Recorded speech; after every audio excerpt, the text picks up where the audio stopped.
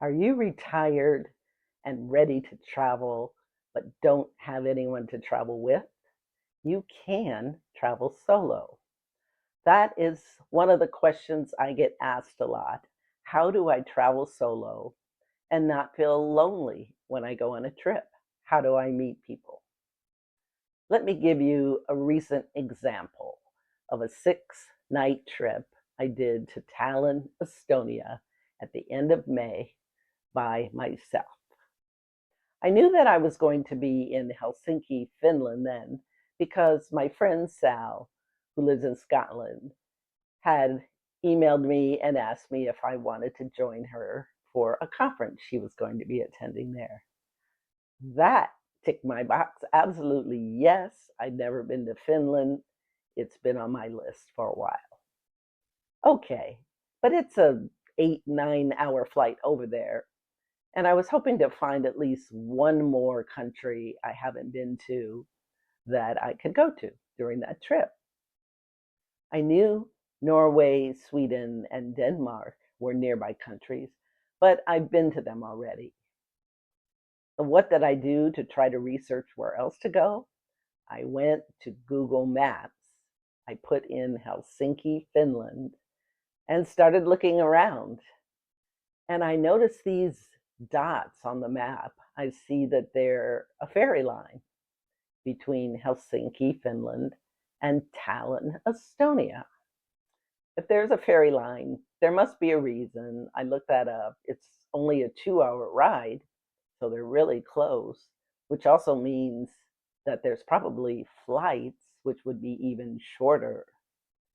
But I admit I knew nothing about Estonia. So let me look it up. Tallinn, Estonia. What is there to do there? Oh my goodness. It's a UNESCO World Heritage Site for historical architecture. I love historical architecture. Okay, what else is there to do? There are museums, good food, art gallery shopping, other historical sites. Bingo. Sounds like somewhere I would like to go. What do we do next? Of course, we check the weather. Now, I can't change the dates, and it's going to be the end of May. And in that part of Northern Europe, it's still going to be a little cold for me, high 50s, maybe low 60s. All right, so that means I need to take a coat, hat, scarf, probably some gloves. Okay, but it looks like the activities I enjoy doing are mostly indoors, so I won't be outside freezing to death. Tallinn, Estonia, it is. Then what do I do? Because I'm not familiar with Estonia at all, I remembered that I had recently received an email from Lonely Planet, which is a highly regarded guidebook publishing company. They had established an independent travel agency called Elsewhere. You can contact Elsewhere, and they will help independent travelers plan their trip. And I got connected with a wonderful Estonian expert. I put down my $100 deposit planning fee, and we worked together over Zoom to create my 6-night itinerary. But the main thing he suggested, which I appreciated, was that I should hire a private guide for the first 2 days of my trip. That was such a good suggestion. I met my guide, Mina. She was near my age. We hit it off great. We had so much fun sightseeing, Parliament building, churches, restaurants, a choir concert. She even spent some time with me off the clock, invited me to her apartment, and we met up for dinner. Now, I know that might not happen to everyone. You might not hit it off with your private guide, but that's okay.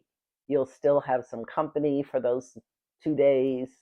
You'll plan out what you want to do. with the rest of your time in that destination. So, what are some other ways, if you don't want to hire a private guide, that I have used to meet up with people? First of all, let us not forget Ed, the explorer. He's my conversation piece. I sit him on the table next to me, and people stop by to say hi, find out his name. They may have their own mascot. And even if you don't, maybe you have a conversation piece, a bag, an article of clothing, some jewelry that might spark someone to come and start a conversation. Here are some of the other ways. I've used a website called meetup.com. I had a lovely lunch in Dublin, Ireland with some ladies who were meeting up that day. I've also gone on day tours. There's one company called Get Your Guide I've used. There are many others. I had a trip from Lisbon, Portugal to Sintra. On that trip, I met 3 lovely Australian ladies who invited me out for dinner and shopping another night. In Seville, Spain, I went on a tapas crawl.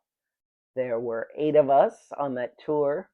We got to go to 6 different restaurants with drinks. It was so much fun connecting with a family from Belgium, some other Americans. And even though I didn't necessarily bond with anyone on that crawl, it was still a really fun evening.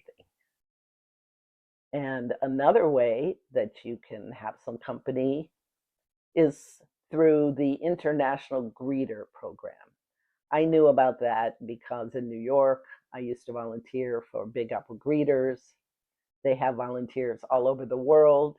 And in Hamburg, Germany, I arranged for a lovely woman to meet me on my birthday.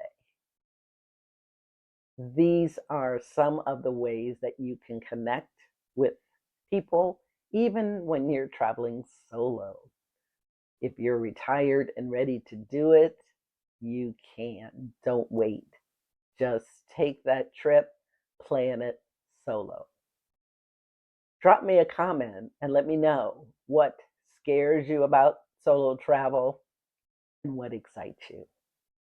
Thanks for watching.